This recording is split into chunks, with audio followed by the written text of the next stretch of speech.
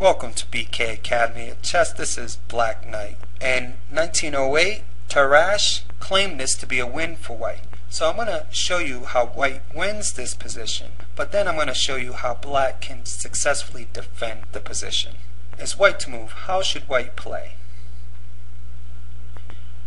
He could play king to f3 as well, because he needs to get the king to the a7 square, and from there you can set up this position with white to move, right? If it's black's move, we know that black can draw this position from our prior video. And by the way, we know that the pawn cannot push to a7 because black can easily hold for the draw, right? So play may continue like this. Black could be trying to flaunt that he knows how to play this position by moving the king back and forth between g7 and a7. And black could give the king a hard time, because now how should black play to get the king to a7? Well, of course he has to attack the rook, because the pawn is not yet on a7, so the king can move one square away from the g7 square, right? So the king attacks the rook, and of course the rook cannot maintain control of the fourth rank because he must maintain the a file, right? So, we may start harassing the king with checks, but the king does finally find safety, right? Now here, how should black play? Now black needs to make them to the c7 square. However, it's too late, unless white makes a mistake. So how should white play? He comes out with the rook with tempo by attacking the black rook, right? Now, how should black play? You might be thinking rook to a1, which is not bad, but this is a little bit better, rook to c1, because it gives white a chance to make a mistake. How should white play in this position?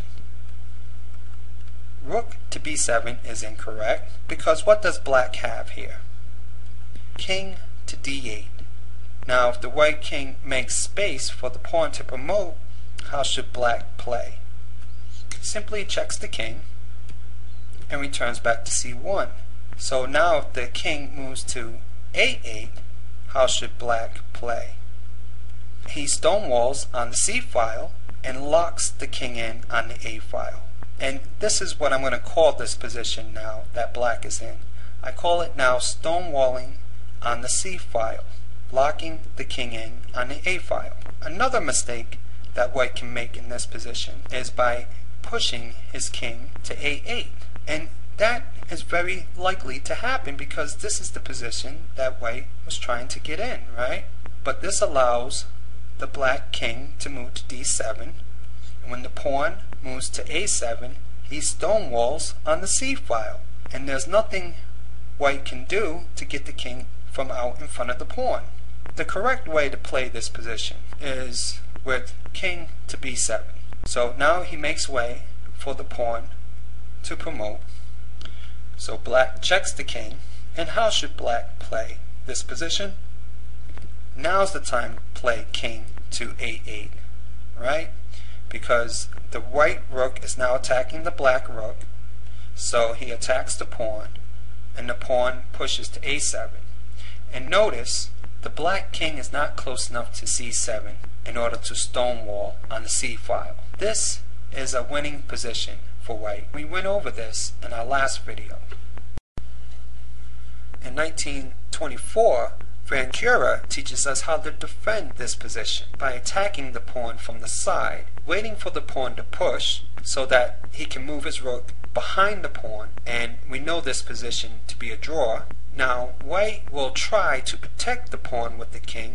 Now, all black needs to do is to harass it with checks until the king moves away. So, there's nowhere for the king to hide, right? And this is the difference between attacking the pawn from behind. All the concepts remain the same. If the rook checks the king simply steps up to g6, right?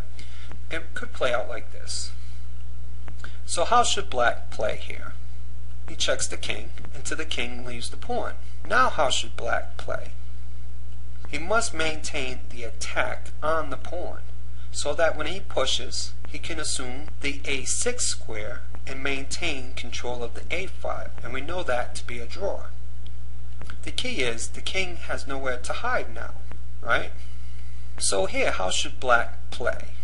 As long as he maintains the attack on the a6 pawn, all is well, except for rook to f6. How does white win this position? White has rook to g8, check, right? And that's a win. Now black may try to save his rook, but there's no saving it. Alright? So that's all there is to know about the Vancura drawing position. If the rook checks the king, it just steps up to g6. And if the rook goes back to a8, then the king drops back to g7. And white can do nothing to improve the position. Now let's go back to the analysis that Tarish did in 1908 and to see if we can apply this concept. After the king moves to f2, how does black go about obtaining the Vancura drawing position? There's a little trick that black must use to obtain the position, because as soon as the rook leaves the a file, this gives white a chance to move its rook from the a file, unless black uses some type of tempo move. The answer is rook to a5. When the king plays to e3, he simply checks the king, freezing white's rook in front of the pawn, giving black the time necessary to jump onto the 6th rank to attack the pawn from the side, to use the Vancura drawing method to hold this position. And this is a draw.